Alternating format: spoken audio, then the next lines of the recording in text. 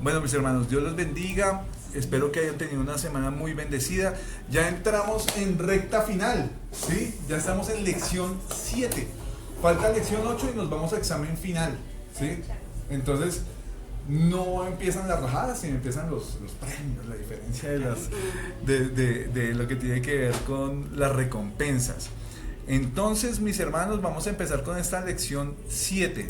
Esta lección 7 tiene que ver con cómo llegó la Biblia al hombre. Es un tema muy bonito porque realmente nos hace pensar un poquito más en la importancia que tiene la palabra de Dios para cada uno de nosotros. Entonces, dice la palabra de Dios en Timoteo 3, 16 al 17: toda la escritura es inspirada por Dios y útil para enseñar, para redarguir, para corregir, para instruir en justicia, a fin de que el hombre de Dios sea perfecto, enteramente preparado para toda buena obra. Señora, orar. Sí, sí, sí. Entonces, vamos a iniciar. No, ahora. Dale, por favor. Sí. Bueno, está ahí, está. Señor Dios Padre, Rey precioso, amado Señor, en el nombre poderoso de Jesús nos presentamos aquí delante de ti, Señor, en este momento, para darte gracias, amado Rey, antes que nada, por Gracias, tu Señor. misericordia, Señor. Amén. Por esa misericordia inmensa, grande, hermosa que nos da, Señor, que son nuevas cada día, Señor, no son recicladas, Señor, no son las mismas de ayer, son nuevas, Señor, porque tú, Señor, nos renuevas cada día. Te damos gracias, Señor, por este momento, Señor, por tenernos aquí, Señor, por traernos aquí, Señor, porque tú nos traes aquí, Señor, libremente. Queremos estar aquí contigo para recibir, conocer lo que tú nos tienes por enseñar, Señor. Te pedimos que nos des discernimiento, sabiduría, Señor. Amén. Que bendigas a Alejandro, Señor, que seas tú, Señor, hablando a través de él, que tu Espíritu Santo, Señor, lo guíe con las palabras correctas, Padre amado, y que este tiempo sea un tiempo de bendición, de aprendizaje, de unión, Señor, hacia ti, hacia todo lo que tú quieres que nosotros conozcamos, Señor amado. Agradezco por las personas que nos encontramos aquí, Señor, por sus familias, bendícelas, amado Rey, que sea un día lleno de bendición, lleno de amor, que ellos vean tu misericordia, tu amor, tu guía en todo momento, Señor amado.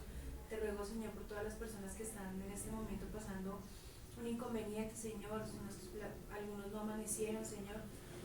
Te ruego porque esas personas tengan, sus familias tengan tu fortaleza, Señor, que se estén fortaleciendo su vida. Señor, yo te ruego que este sea un tiempo, Señor, en el que tú, Señor, te manifiestes en cada uno de nosotros, en el nombre poderoso de Jesús. Amén. Amén y amén. Muchísimas gracias, mi chinita. Bueno, entonces, ¿quiénes trajeron Biblia? ¿En el celu? Listo, pero todos tienen algún tipo de conexión con la Biblia, ¿cierto? ¿Ustedes qué tan importante creen que es la Biblia? Importantísimo. Y nuestra guía, es nuestro manual de Es supervivencia. el alimento más grande que puede ser. ¿Sin Biblia habría evangelio?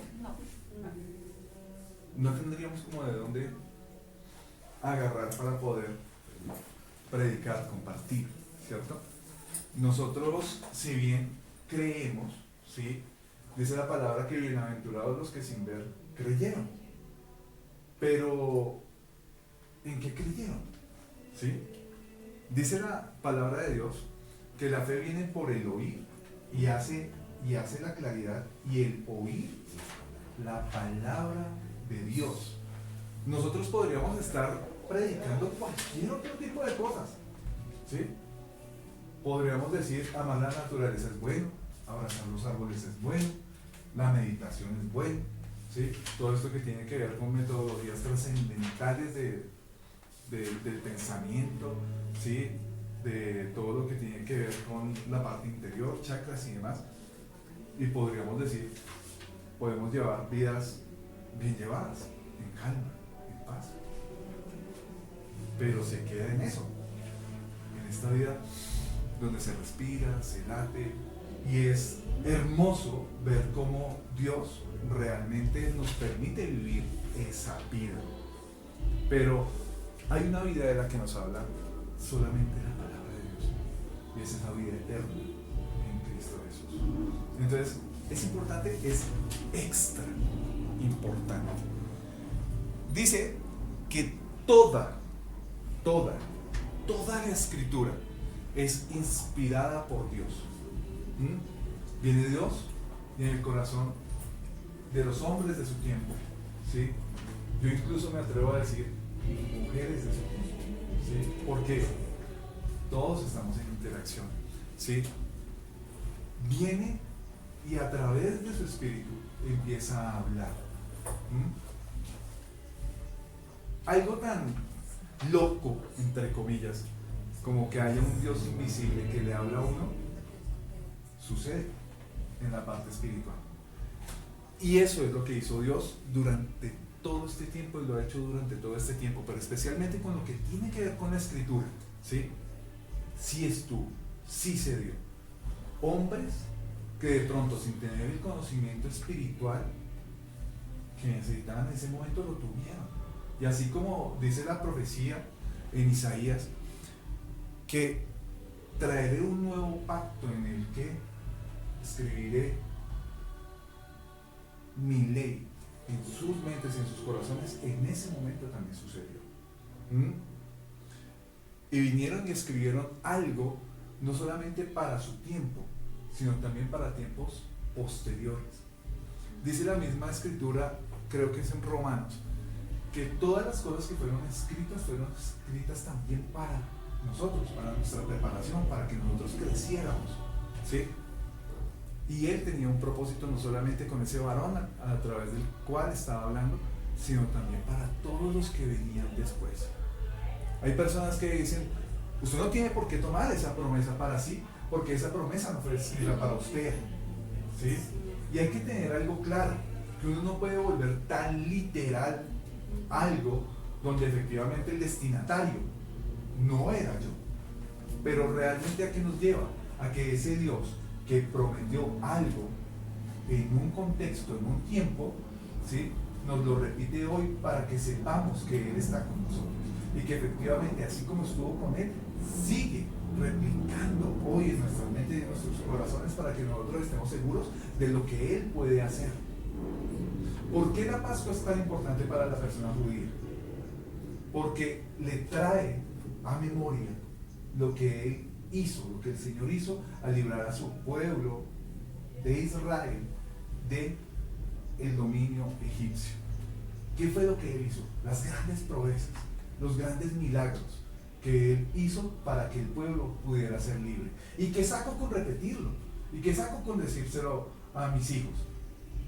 Recordar y tener claro que efectivamente hay un Dios que lo puede hacer. Si ustedes me preguntan acerca de milagros, milagros ha habido en mi vida. Y son milagros que quizás no están escritos ahí en la palabra como tal, pero que dan cuenta de que efectivamente ese Dios que pudo traer milagros y libertad en un tiempo, hoy lo sigue haciendo. Una sanidad de un cáncer, la libertad de las drogas, un milagro económico, ¿sí? O sea, para Dios no hay nada imposible. Y eso es lo que nos transmite la preciosa escritura de Dios. Ahora nos dice que aparte de que fue inspirada, ¿sí?, que es útil. Hola, Chinita. Hola. Es útil. ¿Qué es útil? Que se puede usar para algo, que tiene un fin, que tiene un propósito, ¿sí?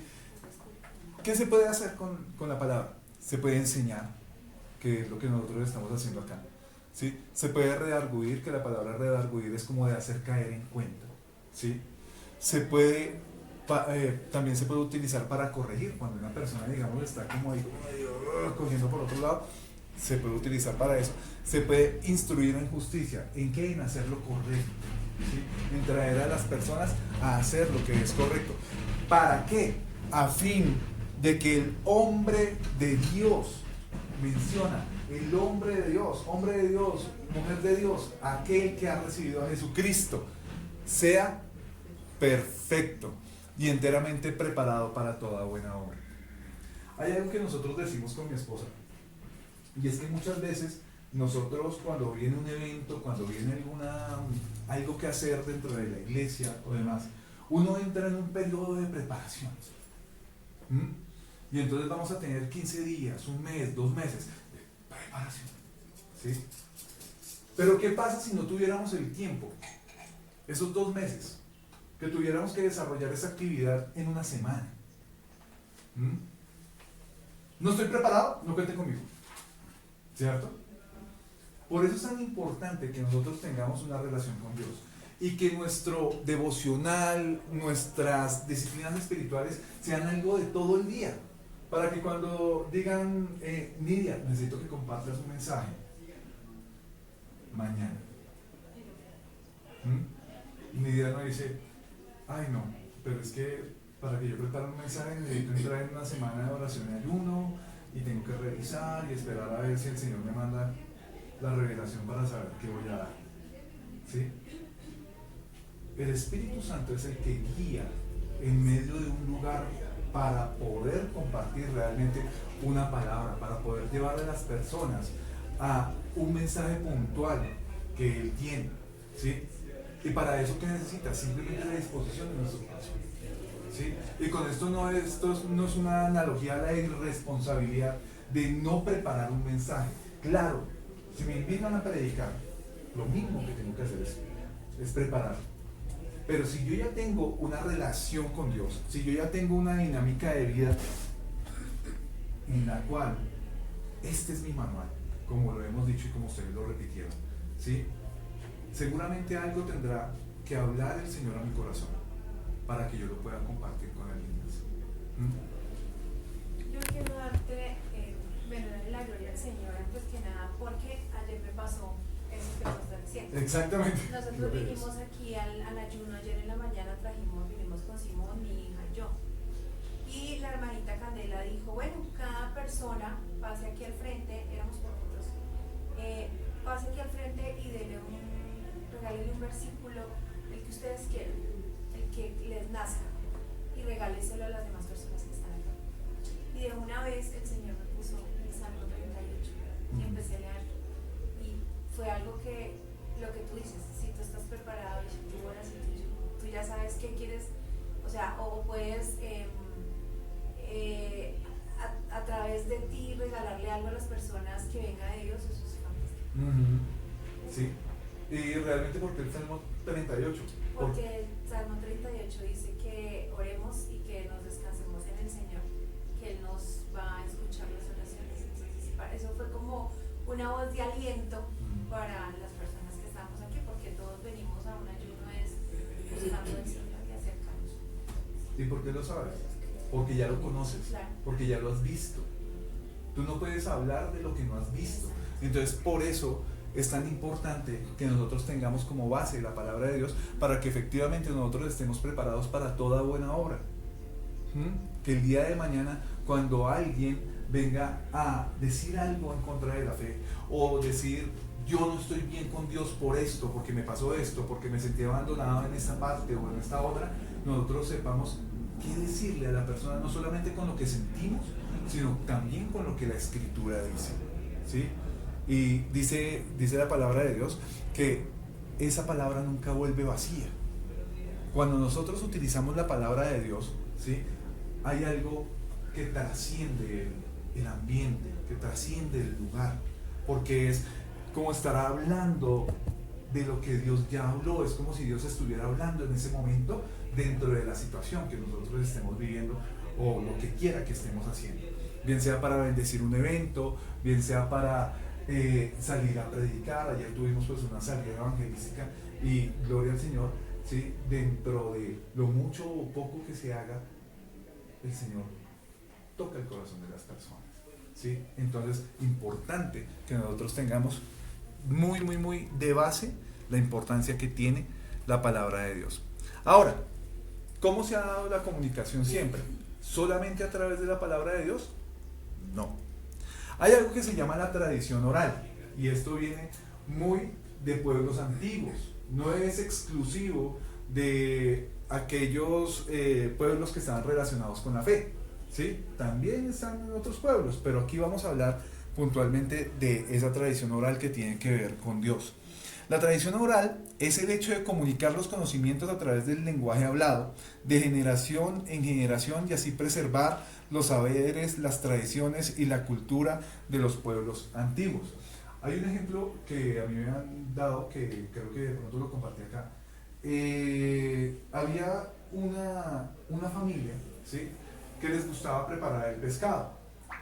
Pero entonces resulta que la señora, la dueña de casa, ella siempre preparaba el pescado sin cabeza, ¿sí? Y siempre lo servía así, el pescado sin cabeza. Imagínense que le sirvan a ustedes un mojala sin cabeza. Entonces llegan y le preguntan a la mamá: mamá, ¿por qué preparas tú el pescado sin cabeza? Y ella llega y dice: porque mi mamá lo preparaba así. Ah, ok. Luego tiene la oportunidad de hablar con la abuela. Abuela, ¿y tú por qué preparas el pescado así? Y llega y les explica que lo que pasa es que ella tenía una sartén no muy grande, y para que el pescado no se saliera y quedaba bien frito, ella siempre le cortaba la cabeza. Entonces, realmente no era algo muy trascendental, sino era un problema de la necesidad en ese momento de la familia, ¿sí? Pero asimismo pasa con la tradición oral, ¿sí? Hay cosas que nosotros transmitimos a nuestros hijos por cosas que también nos han transmitido a nosotros, ¿sí? Así también se forja, digamos, lo que es la fe judía, hablando acerca de ellos. Hay muchas cosas que se transmiten a través de la tradición oral y que no dependen solamente de la escritura. Con esto no estoy diciendo que la tradición oral sea mala, pero hay muchas cosas que no están escrituralmente establecidas y que de pronto también pueden generar ciertas, digamos, como diferencias entre la persona creyente a través de la palabra y la persona creyente a través de lo que es la cultura o la ley, ¿sí? Entonces, como para que lo tengamos presente. La tradición oral en el Antiguo Testamento. ¿Cómo lo hacían las familias? Aquí tenemos un ejemplo claro en Deuteronomio 6 al 7, donde hablábamos acerca precisamente de lo que tenía que ver con la Pascua. Y dice: y estas palabras que yo te mando hoy estarán sobre tu corazón, y las repetirás a tus hijos, y hablarás de ellas estando en tu casa y andando por el camino, y al acostarte y cuando te levantes, y las atarás como una señal en tu mano, y estarán como frontales entre tus ojos, y las escribirás en los postes de tu casa y en tus puertas. ¿Qué era lo que buscaba el Señor? Que no se olvidara el pueblo de lo que Él había hecho en favor del pueblo, y que las nuevas generaciones no olvidaran eso. Esto era la tradición oral con base en lo que estaba escrito, con base en la misma palabra de Dios. Entonces, ¿es importante hacerlo? Claro que sí, y así lo hacían estas familias. Ahora, la tradición oral en el Nuevo Testamento, ¿cómo lo hacía Jesús? Dice Mateo 9:35: recorría Jesús todas las ciudades y aldeas, enseñando en las sinagogas de ellos y predicando el evangelio del reino y sanando toda enfermedad y toda dolencia en el pueblo. ¿Es importante tener en cuenta la palabra de Dios para poder transmitir esos nuevos conocimientos? Totalmente. Yo puedo hablar acerca de un testimonio, yo puedo hablar acerca de algo que Dios hizo en mi vida, pero el testimonio sin la palabra de Dios queda cojo. Queda cojo. ¿Por qué? Porque es un Dios que nunca voy a conocer. Es un Dios que solamente interpreto o que llego a conocerlo a través del testimonio de alguien más. La forma en la que yo empiezo a experimentar ese Dios precioso que me ama, ese Dios precioso que tiene una historia larga y muy hermosa con respecto a lo que quiere hacer conmigo, ¿sí? Está aquí. Porque aquí es donde nos muestra su amor. Aquí es donde nos habla de Jesús. El personaje central de esta historia es Jesucristo, ¿sí? Y a pesar de que en el Antiguo Testamento no se menciona como el Señor Jesús, ya como lo hemos aprendido, Él aparece mencionado en todo, ¿sí? Entonces, es súper importante que todo lo que nosotros transmitamos en conocimiento de lo que tenga que ver con Dios sí puede ir acompañado de testimonios, ¿sí? Incluso testimonios que no son propios, ¿sí? Yo muchas veces hablo de testimonios que de pronto han sido de otros pastores o de otras personas que han tenido experiencias con Dios. Hablo del mío propio, pero la base está precisamente en la Escritura. Entonces, como para que lo tengamos muy presente. Ahora, en cuanto a esta tradición oral, ¿cómo nos manda Jesús a hacerlo? Esto lo vemos claramente en la Gran Comisión. Por tanto, id y haced discípulos a todas las naciones, bautizándolos en el nombre del Padre y del Hijo y del Espíritu Santo, enseñándoles que guarden todas las cosas que os he mandado, y he aquí yo estoy con vosotros todos los días hasta el fin del mundo. Amén. Hay algo precioso dentro de la Escritura, y es que nosotros la podemos transmitir a los demás, ¿sí? Y no solamente como una enseñanza que viene de mi parte, sino como algo que yo ya he recibido y que quiero que alguien más reciba. Es un tesoro, es invaluable. Yo puedo ser el hombre con más dinero en el mundo, pero si no tengo a Jesús en mi corazón, es como si no tuviera nada. Dice la Escritura que es más fácil, ¿sí?, que un camello pase por el ojo de una aguja, hablando de pues, todas las connotaciones de simbología y demás que apliquen, ¿sí?, a que un hombre con dinero, un hombre poderoso, pueda entrar al reino de los cielos. Pero sí es posible, e incluso la Escritura dice que lo que es imposible para los hombres es posible para Dios. ¿Es posible que un presidente se vuelva a Cristo? Es posible, ¿sí? ¿Es posible que una nación se vuelva a Cristo? Es posible. Recordemos a Nínive, sí se puede.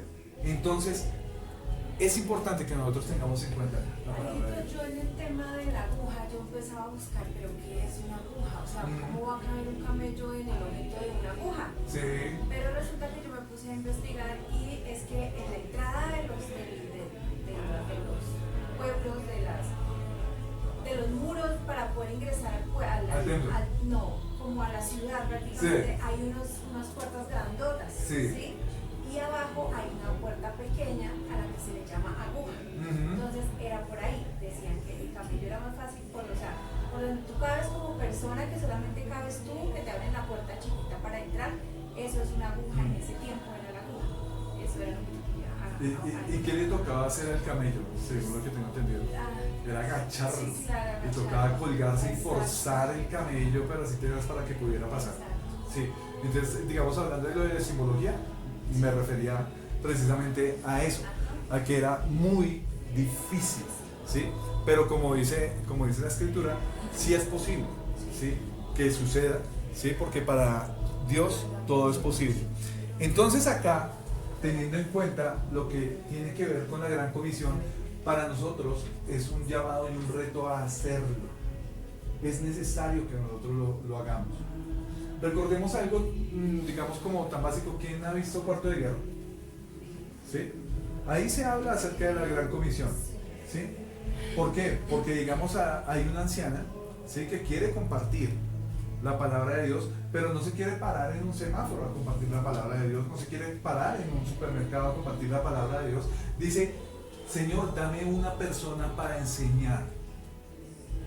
Dame una persona para enseñar. Y después de que enseña a esta persona, a la protagonista de la película, ¿sí?, dice: dame a otra. Esa es la Gran Comisión.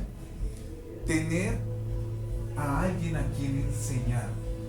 Decirle: vea, yo estoy aprendiendo esto, es necesario que tú también aprendas esto. Obviamente con el amor, con la confianza, con el caso puntual que sea, ¿sí? No que esto sea como producción en cadena y a todos los vamos a enseñar de la misma manera. Hay que escucharlos, hay que entender las necesidades específicas de cada una de las personas, pero en todo caso, ¿qué es lo importante?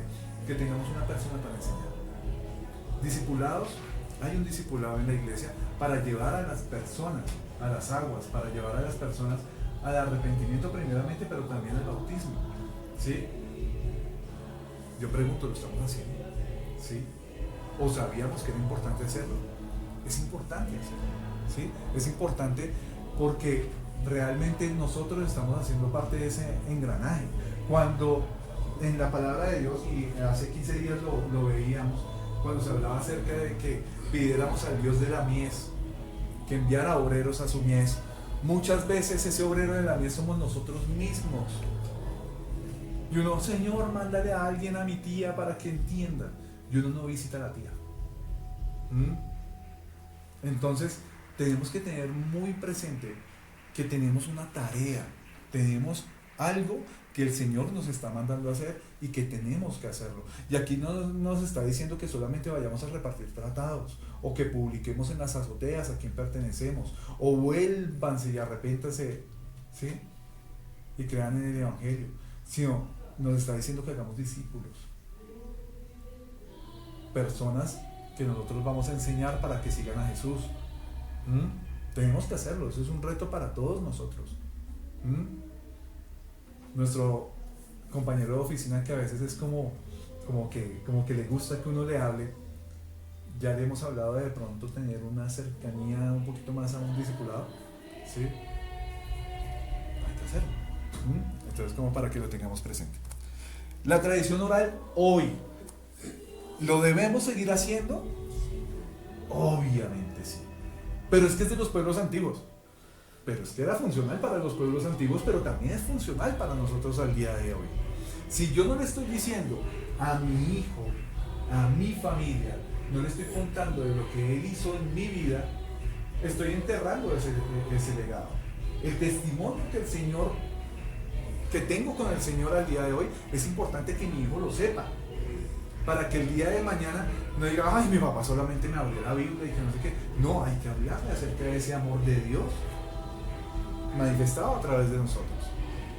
Hay una historia que mi papá cuenta acerca de un milagro que ellos vivieron como familia. La familia de mi papá vivió en el Tolima en la época de la violencia, en la época en donde se daban muertes por cuenta de pertenecer a partidos políticos diferentes. Para esa época, los liberales tenían un nombre y los conservadores otro. Estaban los cachiporros y los chulavitas, ellos decían. Y entre ellos se mataban. Y habían temporadas en donde el régimen del terror era de parte de un partido, pero años después vino la revancha por parte de otro partido. ¿Qué pasó? En su momento, mi abuela tuvo la oportunidad de darle hospedaje a 2 niños que habían sido víctimas de la violencia, que habían quedado abandonados. Ella estaba muy joven, era una chica de 16, 17 años, pero en esa época, pues la chica de 16, 17 años ya sabía manejar un hogar completamente, pues porque eran las mujeres las que más apoyaban el levantamiento de las familias. Les dio hospedaje, les dio alimento y los puso en su momento en manos que pudieron ver por ellos. Ellos habían perdido su familia, les habían matado a su familia. Y pasó esta historia así. Listo. La que estaba segura en ese tiempo era mi abuela. La familia hacía parte de ese pueblo que, bien sea liberal, conservador, ella estaba resguardada. Viene la revancha años después de parte del otro partido político y vienen invadiendo todas las casas, y dentro de esas casas estaba la casa de mi abuela. Cuando llegan así todos con violencia, rompiendo todo, dañando todo, y llega el duro del que estaba haciendo todas estas cosas. Y cuando ve a mi abuela, cuenta a mi papá que él se baja del caballo, va donde ella y le dice, ¿usted se acuerda de mí? Y ella le dice, no. Y le dice, yo soy el niño que usted salvó una vez. ¿Sí? Y por eso usted tiene 3 días para irse de aquí. No les vamos a hacer nada. Tiene 3 días para irse. ¿Y eso a qué nos lleva? A que si mi abuela no hubiera hecho lo que hizo en su momento, habrían raído con la familia, con el apellido y con todo, ¿sí? Entonces no habría nacido mi papá, ¿sí? Y por tanto yo no estaría acá, ¿sí? Entonces, fue Dios el que lo hizo. Sí, claro. Con toda seguridad. Tenía un propósito para con la familia, para con la casa, ¿sí? Mi papá cuenta esto como un testimonio de lo que Dios hace, ¿sí? Y eso también da cuenta de que efectivamente hay un Dios que nos une. Alejo, mira que, o sea, yo digo, nosotros venimos ahorita de enterrar una tía de mi papá. Entonces llevamos a Samuel, ¿no? Y uno empieza a contarle la historia. Es que mi abuela, la bisabuela, y ella, Sí. y empieza uno a ver eso que está diciendo Alejo, y es que Dios estuvo presente desde mucho antes, o sea, trayendo como esa bendición a las generaciones, y en medio de todo eso, uno dice, Dios estaba ahí, o sea, Dios ayudó a la abuela, Dios ayudó a la bisabuela, y Dios hizo una historia diferente, porque uno va viendo cómo van cambiando las generaciones. Sí, de pronto las de nosotros fueron muy católicas. Mi abuelo fue amigo de Camilo Torres. Okay. Entonces cuando se formó la guerrilla y todo eso, ¿no? Y uno dice, o sea, y Dios nos libró de tantas cosas, o sea, nos ha sacado y todo por la tradición oral. O sea, al contarle uno a sus hijos esas historias de atrás, uno les está contando, Dios fue bueno. Amén. O sea, la bondad de Dios siempre ha estado. Amén, amén. Entonces hay que hacerlo.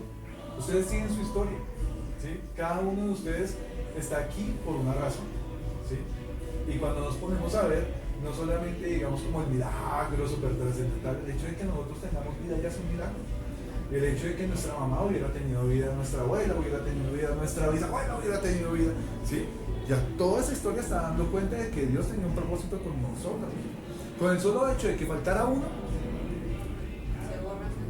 se borra eso. Por ejemplo, yo soy una de las personas que dice, yo llegué en el momento indicado al Evangelio. ¿Por qué? Porque si de pronto yo hubiera tenido una vida diferente, las cosas en mi vida habrían cambiado, quizás habría llegado más temprano al Evangelio, pero al día de hoy no tendría la esposa que tengo. Al día de hoy no tendría los hijos que tengo. ¿Sí? Y yo digo, todo tiene una razón de ser. Y gloria a Dios porque Él sabe cuál es la razón de ser y por qué estamos aquí el día de hoy. Dice, hablando acerca de la tradición oral, vuelve y lo dice, y estas palabras que yo te mando hoy estarán sobre tu corazón y las repetirás a tus hijos. Esa instrucción se estaba dando acerca de la Pascua. Ahora, ¿cuál es nuestra Pascua? ¿Cuál es el momento en el que el Señor nos sacó del atolladero, del hoyo, de la crisis? ¿Nosotros podemos hablar acerca de las bondades de Dios?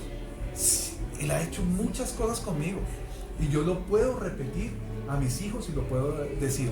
Y asimismo, ellos tendrán su historia con Dios y tendrán que contar a sus hijos, ¿sí? Entonces, la idea es que nosotros podamos guardar esta costumbre tan bonita que es hablar de lo que Dios ha hecho, primeramente con nuestros hogares, hacerlo en nuestros hogares y también, ¿por qué no?, a la iglesia y a las personas que queramos que lleguen a Cristo. ¿Cómo lo podemos hacer?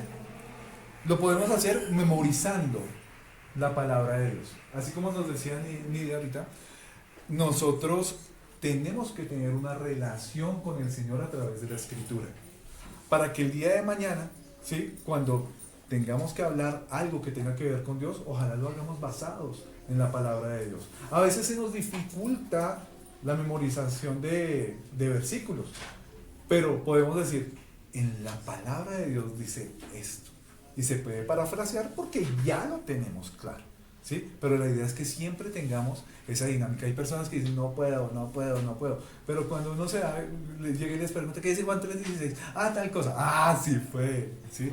Entonces, la idea es que lo podamos hacer, que repitamos y les contemos a nuestros hijos acerca de esa palabra de Dios. Importante que nosotros oremos por nuestros hijos. ¿Están grandes? Sí, puede ser que sí. Pero que nosotros ojalá no pase un día sin que nosotros vayamos a su cuarto, oremos por ellos y de pronto abramos la Escritura para leer un par de versículos para que ellos los tengan ahí. Tercero, anotándola en la iglesia o en los grupos de vida. puede ser que yo lo que escribí dentro de mis apuntes no lo vuelva a abrir, pero una buena forma de memorizar la palabra o algo que nosotros estemos estudiando es tomando apuntes, porque es como si lo estuviéramos repasando dos veces. Primero, el que me lo cuenta y luego yo estoy repitiéndolo dentro de un cuadro. Entonces, esa parte también es útil. Leyéndola en los devocionales familiares. El altar familiar es importante, es extra importante. Seamos la familia como la tengamos. Papá, mamá e hijos. Mamá e hijos. Papá e hijos. O vivo solo con mi abuela, o vivo solo con un amigo. Importante que nosotros tengamos esa dinámica de devocional familiar diario. Y contando historias bíblicas, ¿sí? Hacen parte de la escritura. Ahí hay parábolas. Si uno buscara solamente en internet, cuéntame historias de la Biblia o dime dónde puedo encontrar historias de la Biblia. Ahí están. Y esas historias de la Biblia nos hablan y dan cuenta de ese precioso Dios que en algún momento hizo algo maravilloso por un varón, por una nación, por una mujer, por lo que sea. Dice acá algo, digamos, hablando acerca de la connotación de la importancia que tiene el enseñar y el transmitir. Es 2 Timoteo 3:15. Dice, y desde la niñez has sabido las sagradas escrituras, las cuales te pueden hacer sabio para la salvación por la fe que es en Cristo Jesús. Aquí Pablo le estaba hablando de Timoteo, pero anteriormente le estaba diciendo que él había sido instruido por su abuela y por su mamá, ¿sí? Entonces, para que lo tengamos muy en cuenta, él fue instruido en esas sagradas escrituras, pero por sus mismos familiares. No le hablaba acerca de que usted vino de la escuela de fulano y de tal, sino le decía, en su casa estudiaban las escrituras y esas son las que le pueden hacer salvo.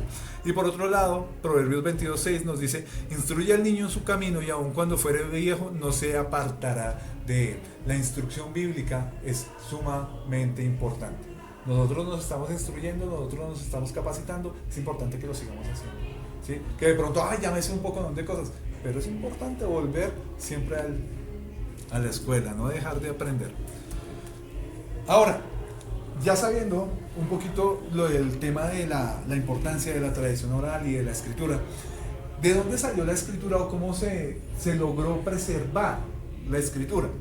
La escritura en el Antiguo Testamento, los materiales más usados en la época fueron la piedra tallada, que como ejemplo pues podemos ver lo de los 10 mandamientos, donde eran 2 tablas de piedra tallada inscritas por los 2 lados, directamente por Dios.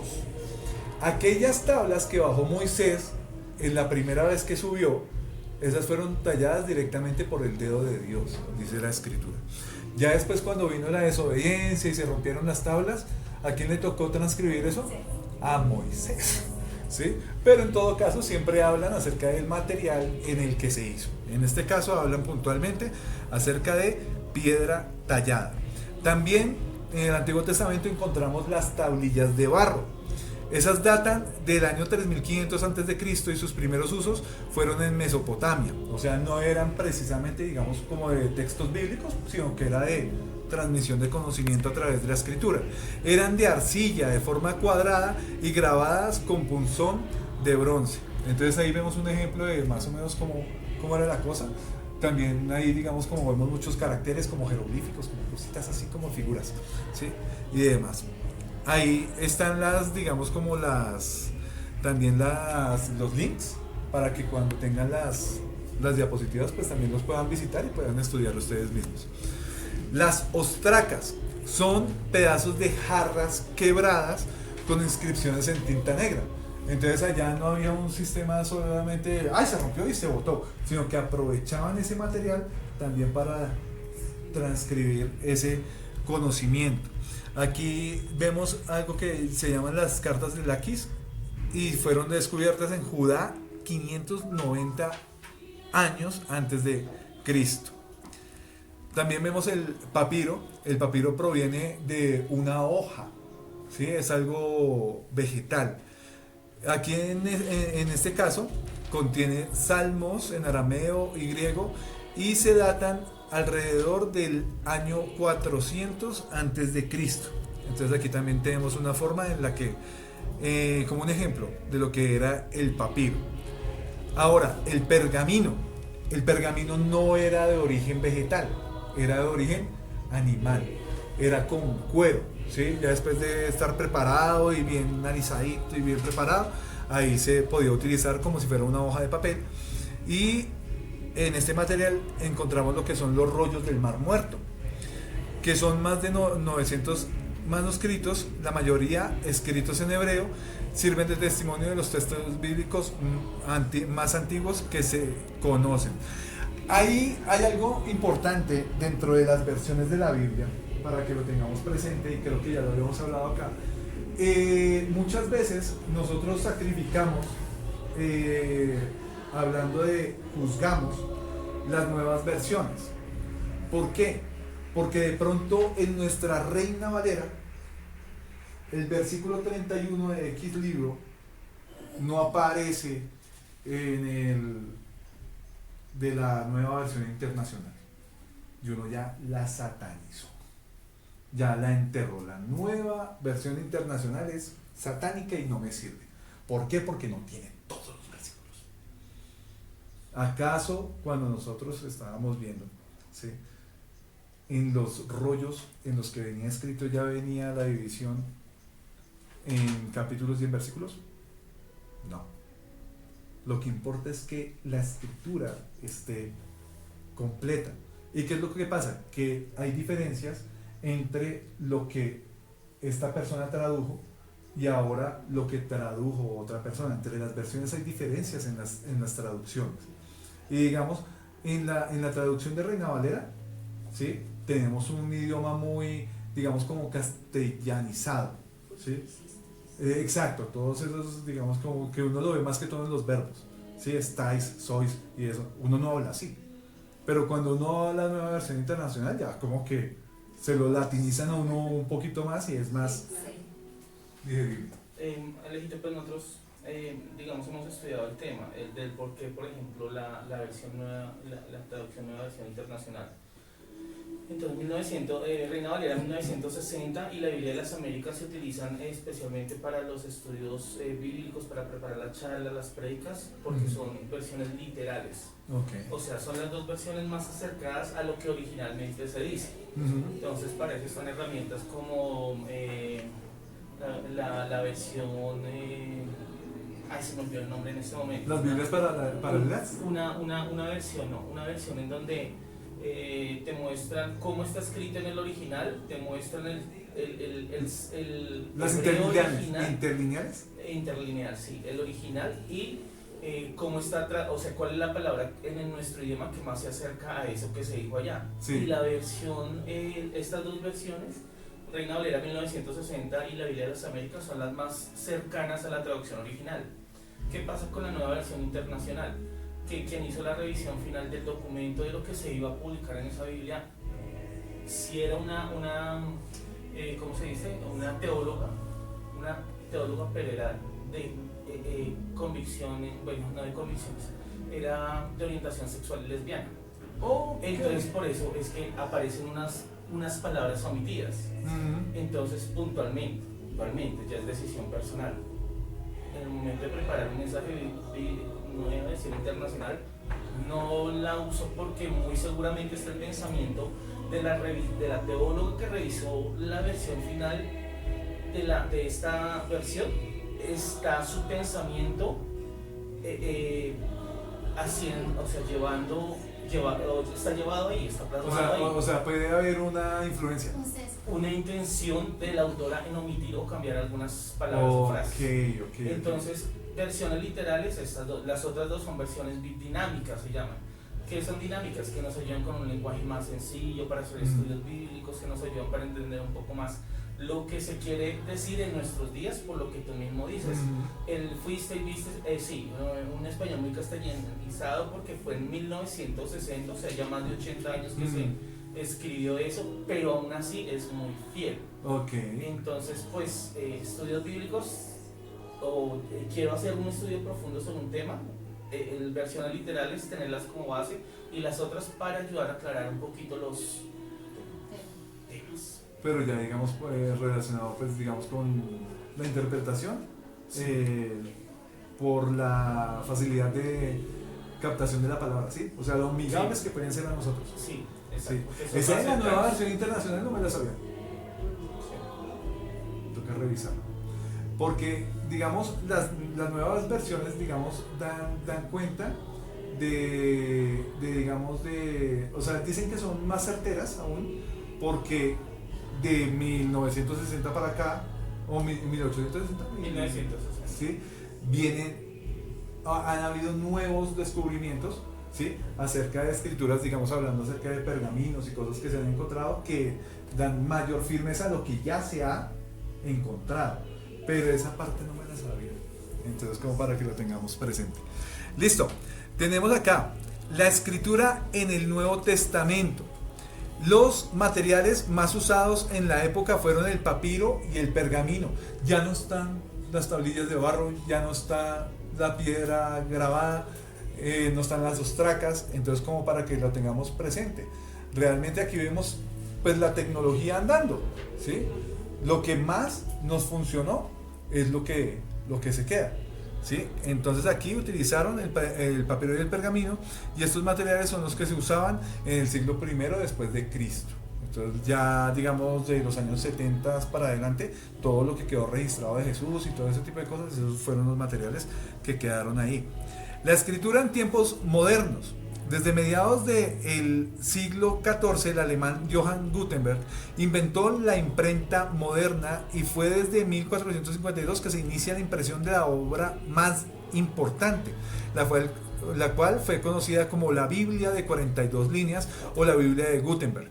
De esta se produjeron 180 ejemplares, 45 en pergamino y 135 en papel. ¿Por qué le decían de 42 líneas? Porque era lo que alcanzaba a imprimir la imprenta, y entonces tenía efectivamente 42 filas de escritura cada una de las hojas que se sacaban dentro de la Biblia. Entonces, hagamos un repaso. Sí. Antiguo Testamento, ¿sí? Tenemos, digamos, materiales más rudimentarios, ¿sí? Y que en el Nuevo Testamento no habían. Entonces, como para que lo tengan presente, pregunta de examen, ¿sí? Revelación, inspiración e iluminación. Nosotros ya habíamos hablado de esto. La revelación general. ¿Cuál es la revelación general? La profecía puntual. No, revelación. La forma en la que habla, exacto, la forma en la que habla el Señor, la forma en la que se nos revela. ¿Cómo es? A través de la creación, de lo que vemos, ¿sí? Y también vemos lo que es la revelación especial, que es la forma en la que se nos revela a través de ¿qué? De sueños. No, de la palabra de Dios, ¿sí? Y ya teníamos otros tipos de revelación en donde nos hablaba acerca de sueños, nos hablaba acerca de otro tipo de formas en las que se manifestaba Dios a nosotros. Pero entonces, ¿de dónde viene esa inspiración? Otra vez hablando del tema. Es una intervención extraordinaria y sobrenatural sobre la mente y el corazón de los escritores de su palabra. Segunda de Pedro, capítulo 1, 21, nos dice: porque nunca la profecía fue traída por voluntad humana, sino que los santos hombres de Dios hablaron siendo inspirados por el Espíritu Santo. Era la única forma de transmitir la palabra de Dios. Que uno en serio tuviera una comunicación con el Señor y tuviera claro que efectivamente el que estaba hablando era Él. Y la única forma era espiritualmente, a través de su Santo Espíritu. Afirmaciones acerca de la Biblia. Primero, ¿qué podemos decir? Que Dios es su autor. Que efectivamente toda la Escritura fue inspirada por Él. Que no hay influencia humana. Ya digamos, como decía Luis, existe la posibilidad, ¿sí?, de que haya influencia humana en la parte de las traducciones. Y como uno no sabe hebreo y uno no sabe griego, ¿sí?, entonces pues le pueden meter el gol de la vida si realmente uno no está tomado o digamos no está ligado en conexión a una traducción fiel, ¿cierto? Entonces, como para que lo tengamos presente. Los autores son instrumentos de Dios que cuentan con un lenguaje humano y estilo propio. Por eso es que, digamos, uno puede deducir que ciertas cartas o ciertos libros fueron escritos por alguien en específico. Digamos, hay algo dentro de la palabra de Dios, por ejemplo, que uno puede decir acerca del libro de los Hechos. ¿Quién lo escribió?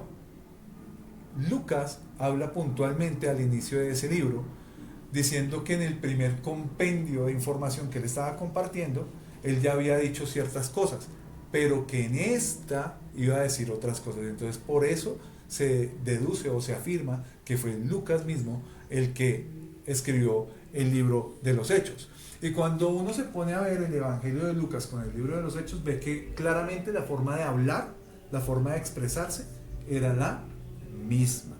De igual forma, digamos, pasa con el libro de los Hebreos, ¿sí? Aunque en el libro de los Hebreos no se dice puntualmente, digamos, cuál fue su autor, uno como que trata como de interpretar por el tipo de escritura quién fue el que escribió, y hay personas que creen que fue el mismo apóstol Pablo, ¿sí? Entonces, esto da cuenta de que efectivamente cada uno tenía su estilo y su forma de escribir. Si nosotros vamos a los libros poéticos, tenía precisamente una forma de escritura muy poética, muy suave, como muy agradable al oído, como muy romántica, ¿sí? Y a eso lo podemos ver en Cantar de los Cantares, lo podemos ver en los Salmos, lo podemos ver en los Proverbios, ¿sí? Son muy bonitos, pero no es lo mismo que, digamos, una carta pastoral, digamos, del tipo de Pablo.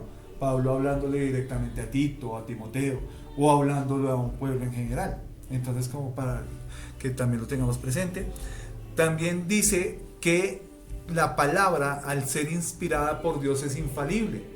La primera vez que hablábamos acerca de la escritura, hablábamos acerca de lo que eran las conexiones que tenían que ver con las concordancias. ¿Sí recuerdan? ¿Sí?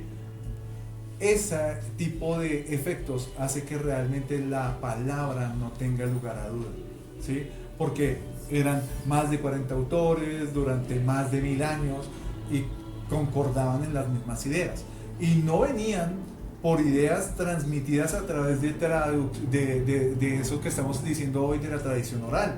Eran personas que en su vida se vieron, porque unos, mientras que estaban acá, los otros ya cuando empezaban a escribir ni siquiera conocían a estos, pero realmente tenían la misma conexión. Es el mensaje de Dios para toda la humanidad.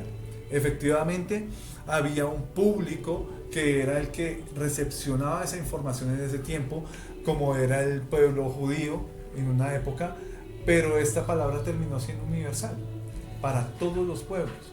Cuando se habla acerca de que si un pueblo se humillare, si mi pueblo se humillare y buscare mi rostro, esto es una palabra totalmente universal y es atemporal.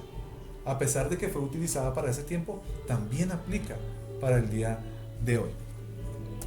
Dice acá, 1 Corintios 2, 13 al 14, de estas cosas estamos hablando, no con las palabras enseñadas por la sabiduría humana, sino con las enseñadas por el Espíritu, interpretando lo espiritual por medios espirituales. Pero el hombre natural no acepta las cosas que son del Espíritu de Dios porque le son locura y no las puede comprender, porque se han de discernir espiritualmente. Importante dentro de todo lo que tiene que ver con lo que nos revela la palabra de Dios es que nosotros no nos podemos desconectar de una relación con el Señor.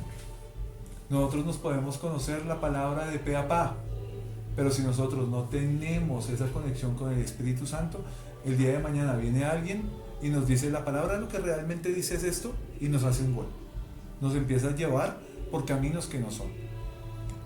Doctrinas han utilizado esta misma palabra en diversas versiones y han llevado, digamos, a sectas, a movimientos totalmente sectarios, ¿sí? Personas que han terminado muertas, personas que han terminado digamos, dentro de planes de de multihomicidas, de homicidas en serie y ese tipo de cosas. ¿Por qué? Porque no tenían una relación con el Señor, no tenían el discernimiento espiritual para poder captar las cosas.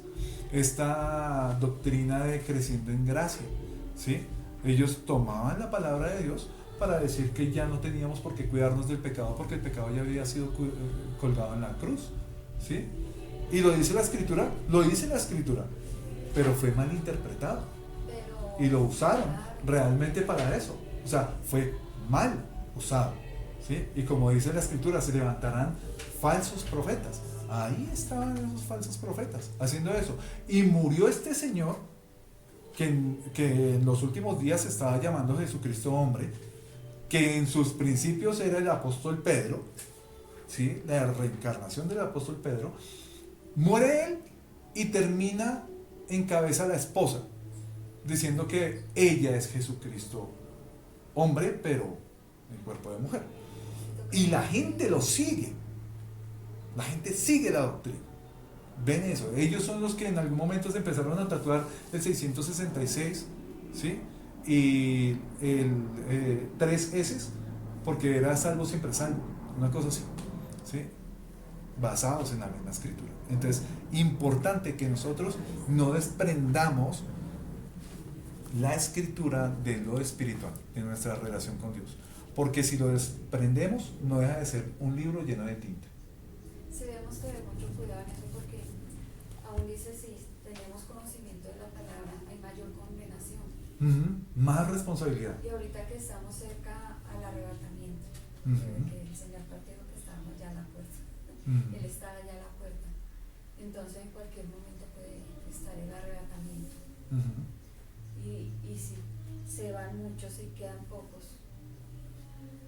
A mí el Señor, o sea, pues no sé, ¿hay tiempo compartir? No, pero ¿No? rápido. Bueno, el Señor me reveló un sueño, porque fue un sueño realmente, donde a mí me caían piedras, y yo pasaba una piedra, y del cielo, pero unas piedras así, y pasaba una piedra, y venía otra, y yo me curaba, pero eran muchas piedras, y ninguna piedra me tocó, y por fin pasé, y las vi que siguieron cayendo, y dije, Señor, ya, pasé, y cogí la bandera, y fue la bandera de Colombia, y el Señor me dio la bandera de Colombia. Entonces yo di el testimonio también en la congregación. Dios, son los obstáculos, me dijo, de pronto pueden ser los obstáculos de los que el Señor, de los que lanzan piedra, y el Señor la fue protegiendo, la protegió y le dio su bandera. Dijo, pero también puede ser que a usted le van a dar piedra, porque cuando uno empieza a buscar del Evangelio, y el Señor me ha salvado de piedras realmente. No era un señor que se sentaba en una panadería. Yo venía así de noche, eran como las 11 de la noche porque salía a las 10. Venía rápido y se hizo atrás.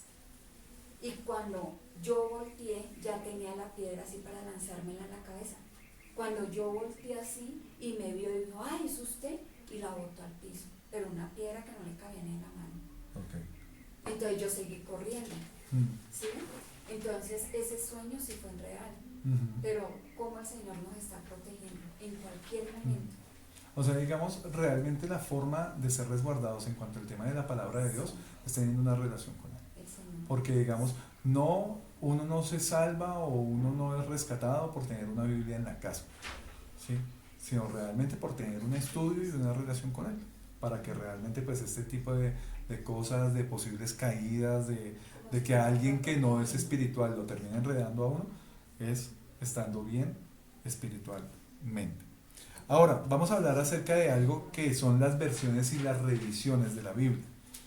Dice, la palabra versión hace referencia a la traducción en un texto de una versión que está en un idioma, al traducirlo a otro.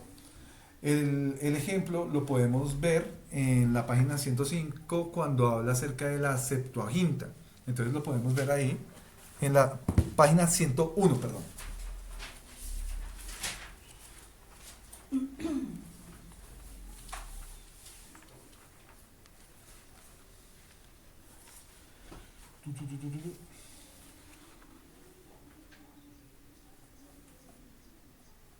Entonces, aquí dice versión.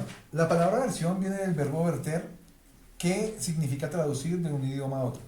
Los judíos ya tenían la recopilación de los textos bíblicos del Antiguo Testamento, al que ellos llaman los escritos.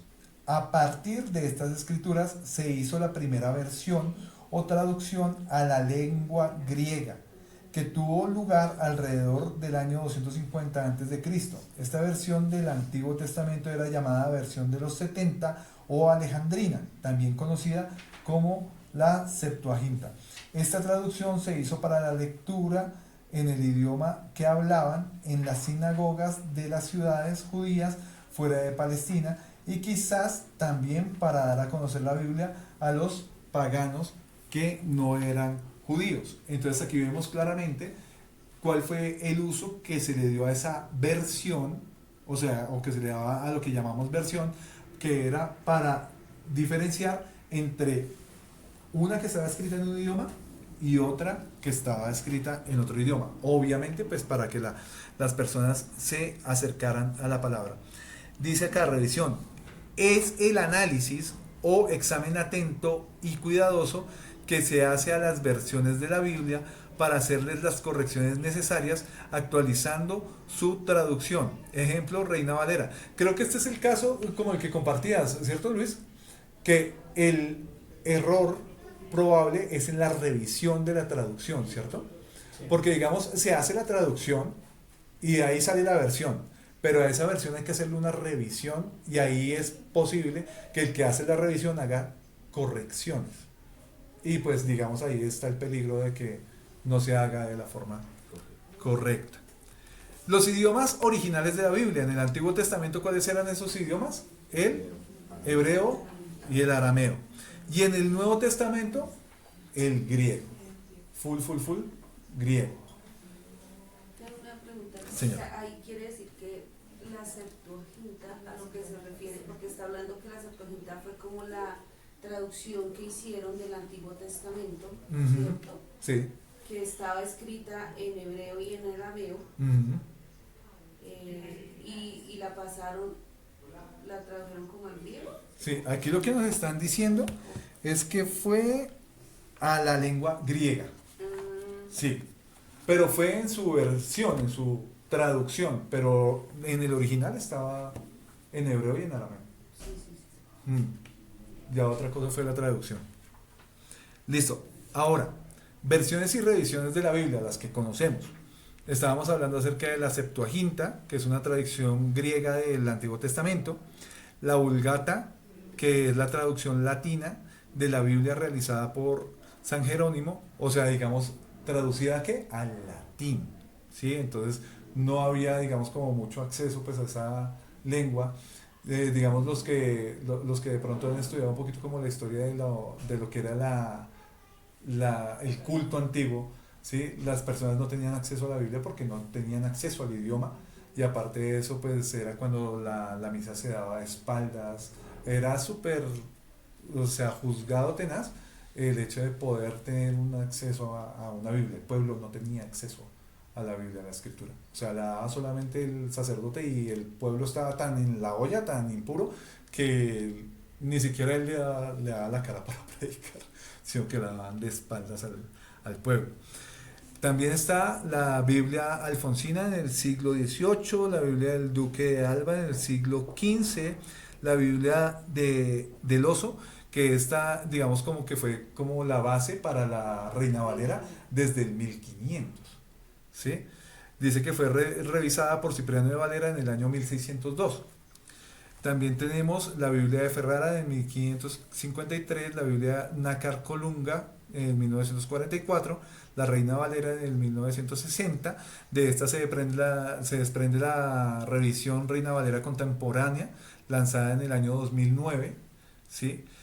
Versión popular, que está del 1964, también es conocida como La Dios habla hoy, en el año 1979. El Nuevo Testamento fue publicado en 1966 y la Biblia completa en 1979. la Biblia de las Américas, publicada en 1986, la Nueva Versión Internacional, una traducción moderna al español que fue completada en el 1999, la traducción en lenguaje actual del 2002, la Nueva Traducción Viviente del 2010. Dice que se lanzó inicialmente en 1996, pero fue continuamente revisada y actualizada. La versión en español salió hasta el año 2010. Ahora quiero compartirles aquí algo.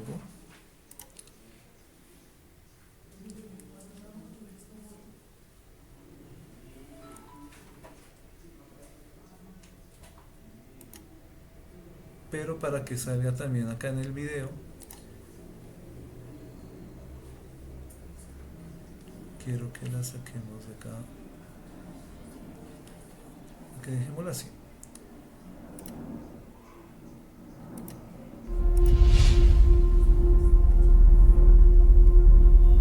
En el año 1520, cuando en Alemania... Permítanme un segundo que se está...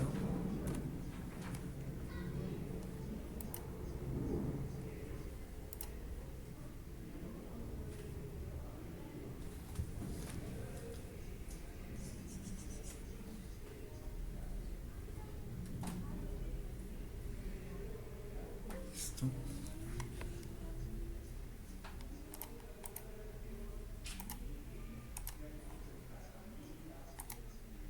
Eso.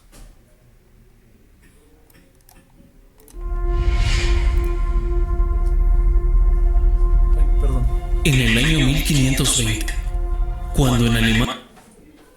Perdón. Sacamos esto de acá. Va.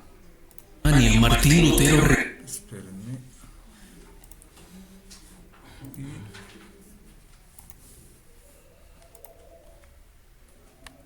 Ya. Y ahora... rehusaba retractarse de sus escritos. Perdón. Ya. En el año 1520, cuando en Alemania Martín Lutero rehusaba retractarse de sus escritos ante el Papa Leo X, nacía otro hombre en Montemolín, un municipio contiguo a Reina, en España.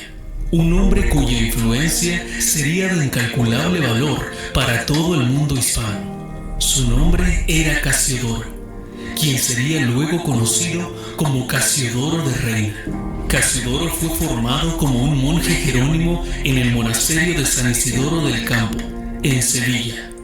Los monjes de este monasterio habían recibido animosamente la influencia reformada de Martín Lutero, Erasmo, Juan Calvino y Ulrico Zwinglio a través de la osadía de un hombre llamado Julianillo, quien había logrado infiltrar literatura reformada dentro del monasterio. A pesar de haber pasado algunos años desde que Lutero clavó sus 95 tesis en la Catedral de Wittenberg, la Biblia no había sido traducida en su plenitud al castellano. Esto debido a que la Inquisición española había prohibido la lectura e incluso la posesión de una Biblia a menos que estuviera en el idioma latín. Los cristianos valientes que se atrevían a traducir porciones de la Biblia a su propio lenguaje y la compartían eran sentenciados a la hoguera. Ellos eran violentados, humillados y torturados en el castillo de la Inquisición y se les juzgaba como herejes. Luego eran llevados a la plaza de San Francisco, cruzando el río Guadalquivir. Allí eran asesinados cruel e injustamente frente a toda la ciudadanía.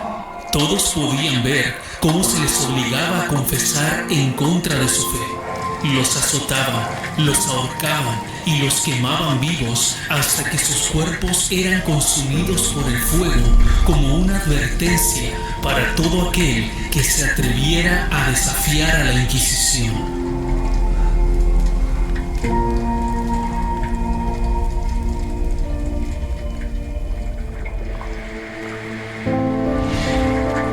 La persecución de la Inquisición hizo que 12 monjes del monasterio huyeran con dirección a Ginebra.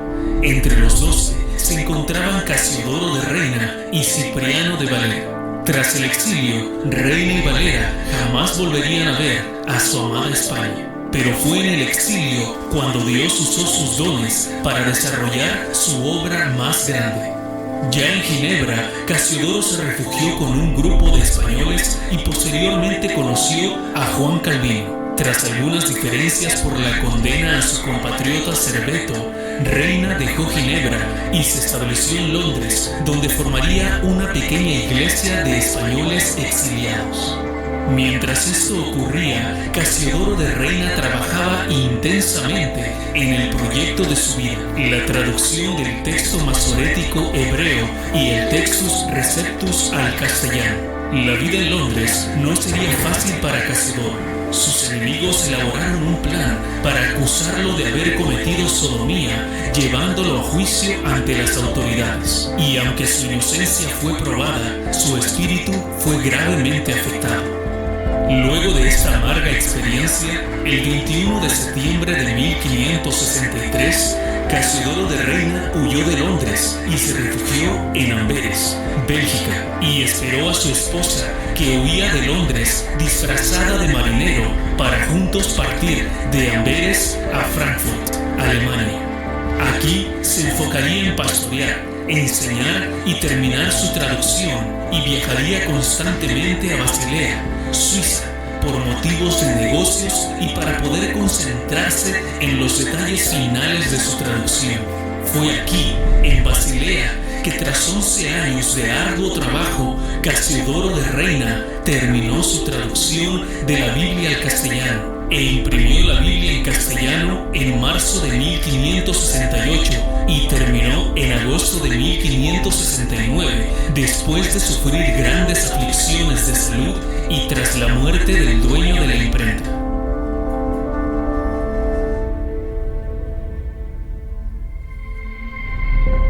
Esta primera versión es conocida como la Biblia del Oso, gracias a su gráfico frontal que probablemente era el sello de la pequeña imprenta en Basilea. Luego de completar su obra magna, Casiodoro de Reina sirvió en una iglesia en Frankfurt hasta morir a los 74 años de edad, en 1594.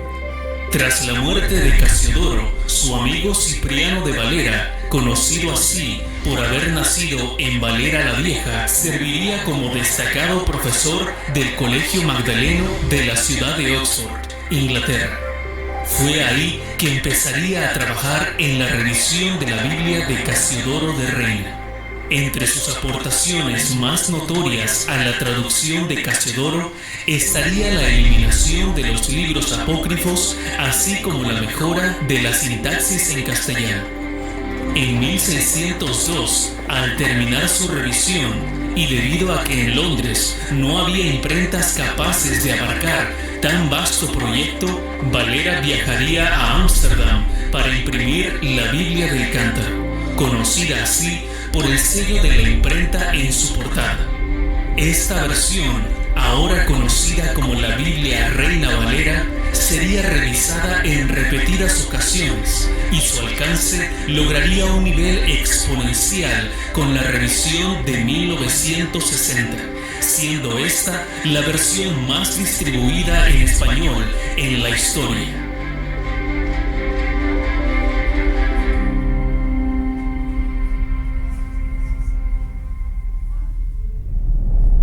Hoy, Biblias Holman tiene el privilegio de ser la publicadora más grande de Biblias en español, incluyendo la Reina Valera 1960.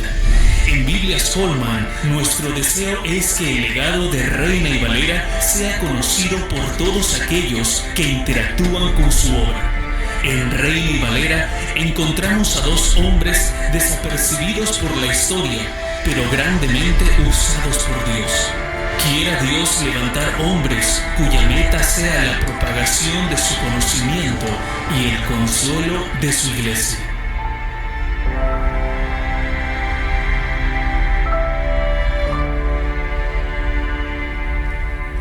Bueno, esto no es una publicidad de Biblias Holman, los estoy invitando a que lo hagan, pero tampoco a que no lo hagan. Realmente lo más importante ahí dentro de esto esta es el mensaje que nos transmite lo que tiene que ver con la historia de la Biblia Reina Valera.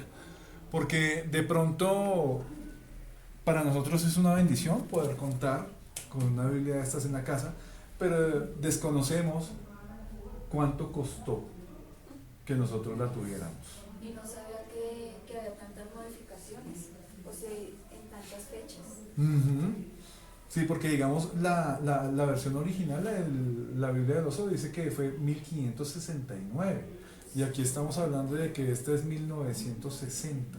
Y ¿sí? hay una de 1995 ya.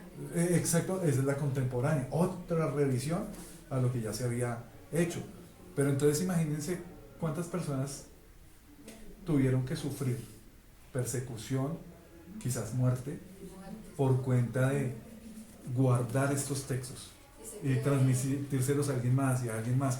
Muchos pudieron haber quedado por el camino, seguramente. Que las Biblias eran quemadas. Y las personas también, desafortunadamente, ¿sí? Pero Dios preservó su escritura, entonces tenemos que ser muy agradecidos, ¿sí? Realmente con lo que el Señor ha hecho por nosotros al permitirnos tener una Biblia en nuestras casas. Traducir, publicar y distribuir la Biblia en distintos idiomas, de distintas formas, es una buena manera de predicar el Evangelio del Reino en todo el mundo para testimonio de Jesucristo a todas las naciones. Dice Mateo 24:14, y será predicado este Evangelio del Reino en todo el mundo para testimonio a las naciones, y entonces vendrá el fin. Ahora, en todo este tema que tiene que ver con las versiones y las traducciones, vamos a analizar algunos factores que son los que generan estas nuevas versiones. Primero, los textos base para el Nuevo Testamento. Algunas versiones se basan en el Textus Receptus, que lo escuchábamos ahí en el video, que es el texto recibido, un conjunto de manuscritos griegos que circuló durante la Reforma Protestante. Otras versiones utilizan manuscritos críticos más antiguos, como los encontrados en el Mar Muerto, que ofrecen una base textual diferente. La elección entre estos textos base puede llevar a variaciones en el texto final, aunque no suelen afectar doctrinas fundamentales. O sea que si lo hacen de una forma o de otra, que terminen por ahí en un camino hereje o realmente alejado de lo que el Señor buscaba con esta escritura. Otro aspecto, las filosofías de traducción, o sea, las formas en las que se hacían. La traducción formal o literal busca una traducción lo más cercana posible al texto original, palabra por palabra. Por ejemplo, la Nueva Biblia de las Américas, lo que decía Luis. La traducción dinámica o funcional prioriza la claridad y la comprensión del mensaje en el idioma actual, a veces sacrificando la literalidad. Uno de esos ejemplos está la Nueva Versión Internacional. Y pues se puede prestar, pues, lo que decía Luis, de pronto para una influencia no correcta. Traducción de equivalencia funcional. Intenta encontrar expresiones equivalentes en el idioma de destino que capturen el significado original. Por ejemplo, la Biblia Dios habla hoy. A mí me parece que una de las más amigables a la hora de hablar de la palabra de Dios es esa, porque realmente trae todo muy, muy desmenuzadito. Lo mismo que las versiones católicas también son muy, muy claras. Tercero, adaptaciones lingüísticas y culturales. Las versiones se adaptan a diferentes idiomas considerando la evolución del lenguaje y las diferencias culturales. Algunas versiones se enfocan en un público específico como jóvenes o personas con dificultades de lectura. Cuarto, inclusión de notas y comentarios.